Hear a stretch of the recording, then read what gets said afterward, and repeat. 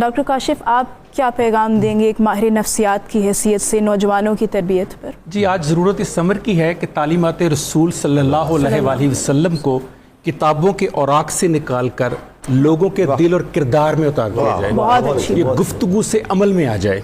دوسری بہت ضرورت ہے روایت اور جدت کا امتزاج کرنے کی۔ روایت کے وہ لوگ ہیں جن کی بات ہم کریں 50 60 کی، اور جدت کے آج کے لوگ، سو بہت ضرورت ہے۔ نمبر 3، جو اسلامی تعلیمات ہیں ان کو تمام سبجیکٹس کے اوپر اپلائی کرنے کی بڑی ضرورت ہے۔